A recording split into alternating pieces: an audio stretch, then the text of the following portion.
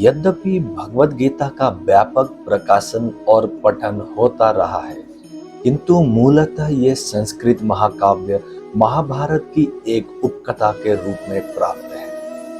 महाभारत में वर्तमान कलयुग तक की घटनाओं का विवरण मिलता है। इसी युग के प्रारंभ में आज से लगभग 5000 वर्ष पूर्व भगवान श्री कृष्ण ने अपने मित्र तथा भक्त अर्जुन को भगवद गीता का उपदेश दिया था। उनकी ये वार्ता, जो मानव इतिहास की सबसे महान दार्शनिक तथा धार्मिक वार्ताओं में से एक है, उस महायुद्ध के शुभारंभ के पूर्व हुई, जो धृतराष्ट्र के 100 पुत्रों तथा उनके चचेरे भाई पांडु पुत्रों के मध्य होने वाला भ्रातुघातक संघर्ष था।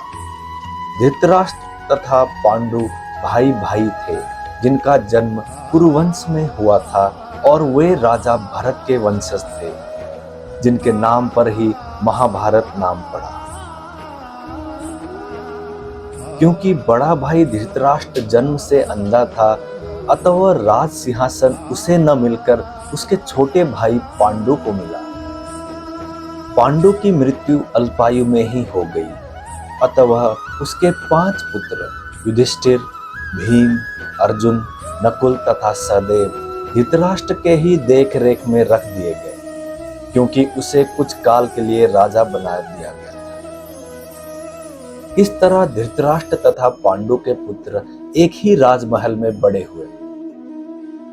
दोनों ही को गुरु द्रोण द्वारा सैन्य कला का प्रशिक्षण दिया गया और पूज्य भीष्म पितामह उनके परामर्शदाता थे। तथापि धृतराष्ट्र के पुत्र, विशेषतः सबसे बड़ा पुत्र दुर्योधन, पांडवों से घृणा और ईर्ष्या करता था।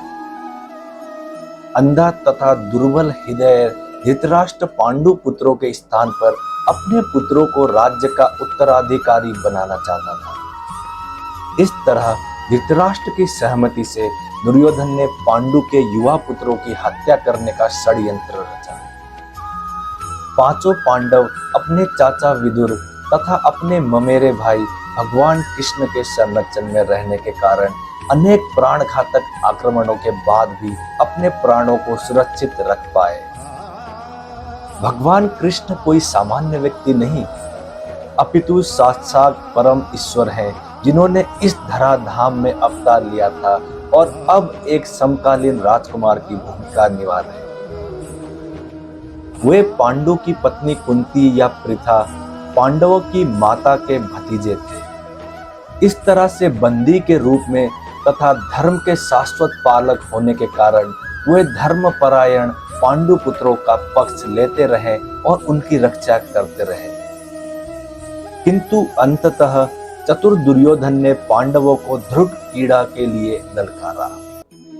उस निर्णायक स्पर्धा में दुर्योधन तथा उसके भाइयों ने पांडवों की सती पत्नी द्रौपदी पर अधिकार प्राप्त कर लिया और फिर उसे राजाओं तथा राजकुमारों की सभा के मध्य निर्व करने का प्रयास किया।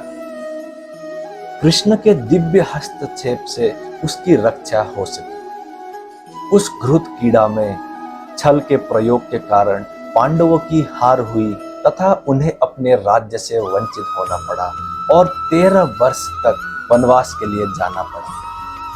वनवास से लौटकर पांडवों ने धर्मसम्मत विधि से दुर्योधन से अपना राज्य मांगा, किंतु उसने देने से इनकार कर दिया। क्षत्रियों के शास्त्रानुमोदित कर्तव्य को पूर्ण करने के लिए 5 पांडव ने अंत में अपना पूरा राज्य न मांगकर केवल 5 गांव की मांग रखी, किंतु दुर्योधन सुई की नोक भर भी भूमि देने के लिए सहमत नहीं हुआ। अभी तक तो पांडव सहनशील बने रहे, लेकिन अब उनके लिए युद्ध करना अवश्यंभावी हो गया। विश्व भर के राजकुमारों में से कुछ धृतराष्ट्र के पुत्रों के पक्ष में थे तो कुछ पांडवों के पक्ष में थे। उस समय कृष्ण स्वयं पांडु पुत्रों के संदेश वाहक बनकर शांति का संदेश लेकर धृतराष्ट्र की राज्यसभा में गए। जब उनकी याचना अस्वीकृत हो गई तो युद्ध निश्चित था। अत्यंत सच्चरित 5 पांडवों ने कृष्ण को पूर्ण पुरुषोत्तम भगवान के रूप में स्वीकार कर लिया था, किंतु धृतराष्ट्र के दुष्ट पुत्र उन्हें समझ नहीं पाए।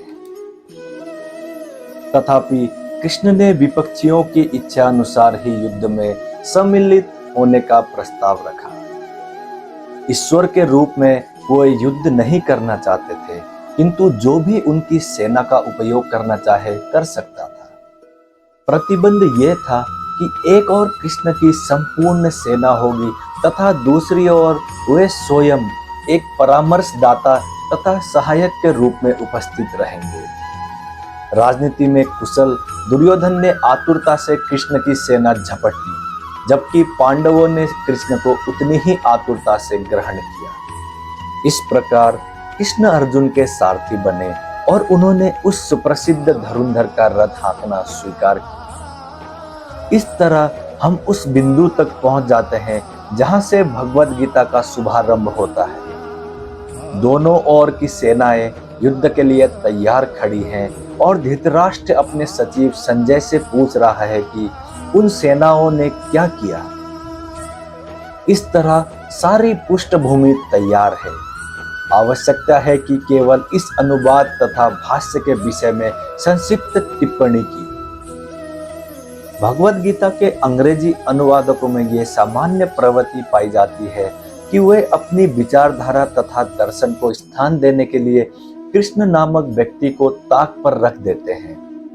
वे महाभारत के इतिहास को असंगत पौराणिक कथा मानते हैं तथा कृष्ण को किसी अज्ञात प्रतिभाशाली व्यक्ति के विचारों के पद्य रूप में प्रस्तुत करने का निमित्त बनाते हैं, अथवा श्रेष्ठतम परिस्थितियों में कृष्ण एक गौण ऐतिहासिक पुरुष बना दिए जाते हैं। किंतु साक्षात कृष्ण भगवद गीता के लक्ष्य तथा विषय वस्तु दोनों हैं, जैसा कि गीता स्वयं अपने विषय में कहती है।